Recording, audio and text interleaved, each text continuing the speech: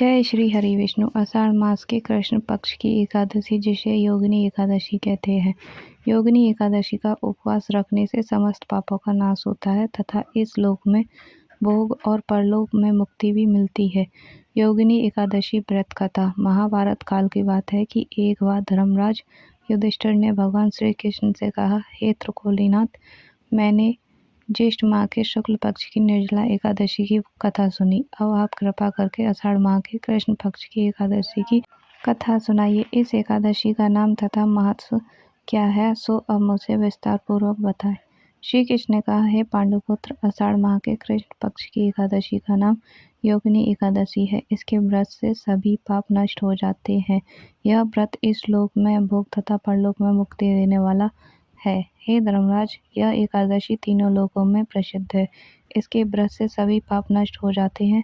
तो मैं पुराण में कही हुई कथा सुनाता हूँ, ध्यान पूर्वक श्रवण करो। कुबेर नाम का एक राजा अलकापुरी नाम की नगरी में राज करता था। वह शिव भक्त था।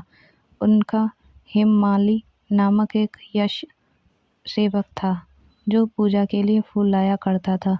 हेममाली की विशालाक्ष्मी नाम की अति सुंदर स्त्री थी। एक दिन वह मानसरोवर से पुष्प लेकर आया, किंतु कामासक्त होने के कारण पुष्पों को रखकर अपनी स्त्री के साथ रमण करने लगा। इस भोग विलास में दोपहर हो गई। हेममाली की राह देखते देखते जब राजा कुबेर को दोपहर हो गई तो उसने क्रोधपूर्वक अपने सेवकों को आज्ञा दी कि तुम लोग जाकर पता लगाओ कि हेममाली अभी तक पुष्प लेकर क्यों नहीं आया। जब सेवकों ने उसका पता लगा लिया तो राजा के पास जाकर बताया कि हे राजन, वह हेममाली अपनी स्त्री के साथ रमण कर रहा है। इस बात को सुनकर राजा कुबेर ने हेममाली को बुलाने की आज्ञा दी। डर से कांपता हुआ हेममाली राजा के सामने उपस्थित हुआ।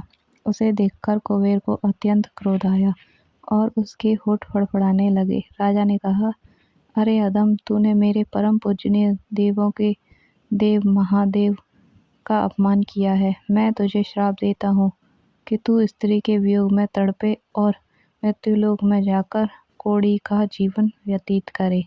कुबेर के श्राप से वह तत्क्षण स्वर्ग से पृथ्वी पर आ गिरा और कोढ़ी हो गया। उसकी स्त्री भी उससे बिछड़ गई। मृत्युलोक में आकर उसने अनेक भयंकर कष्ट भोगे, किंतु शिव की कृपा से उसकी बुद्धि मलिन न हुई और उसे पूर्व जन्म भी शुद्ध रही। अनेक कष्टों को भोगता हुआ तथा अपने पूर्व जन्म में कुकर्मों को याद करता हुआ वह हिमालय पर्वत की तरफ चल पड़ा। चलते चलते वह मार्कंडेय ऋषि के आश्रम में जा पहुंचा। वह ऋषि अत्यंत वृद्ध तपस्वी थे। वह दूसरे ब्रह्मा के समान प्रतीत हो रहे थे और उनका वह आश्रम ब्रह्मा की सभा के समान शोभा दे रहा था। ऋषि को देखकर हेममाली वहां गया और उन्हें प्रणाम करके उनके चरणों में गिर पड़ा। हेममाली को देखकर मार्कंडेय ऋषि ने कहा, तूने कौन से निकृष्ट कर्म किए हैं जिससे तू कोढ़ी हुआ है और भयानक कष्ट भोग रहा है। तभी महर्षि की बात सुनकर हेममाली बोला, हे मुनि श्रेष्ठ, मैं राजा कुबेर का अनुचर था। मेरा नाम हेममाली है। मैं प्रतिदिन मानसरोवर से फूल लाकर शिव पूजा के समय कुबेर को दिया करता था। एक दिन पत्नी सहवास के सुख में फंस जाने के कारण मुझे समय का ज्ञात ही नहीं रहा और दोपहर तक पुष्प न पहुंच सका। तब उन्होंने मुझे श्राप दिया कि तू अपनी स्त्री का वियोग और मृत्युलोक में जाकर कोढ़ी बनकर दुख भोग। इस कारण मैं कोढ़ी हो गया हूँ तथा पृथ्वी पर आकर भयंकर कष्ट भोग रहा हूँ। अतः कृपा करके आप कोई ऐसा उपाय बताइए जिससे मेरी मुक्ति हो जाए। मार्कंडेय ऋषि ने कहा, हे माही, तूने मेरे सम्मुख सत्य वचन कहे हैं, इसीलिए मैं तेरे उद्धार के लिए एक व्रत बताता हूँ। यदि तू आषाढ़ माह के कृष्ण पक्ष की योगिनी एकादशी नामक का विधि पूर्वक व्रत करेगा तो तेरे सभी पाप नष्ट हो जाएंगे। महर्षि के वचन सुनकर हेममाली अति प्रसन्न हुआ और उनके वचनों के अनुसार योगिनी एकादशी का विधान पूर्वक व्रत करने लगा।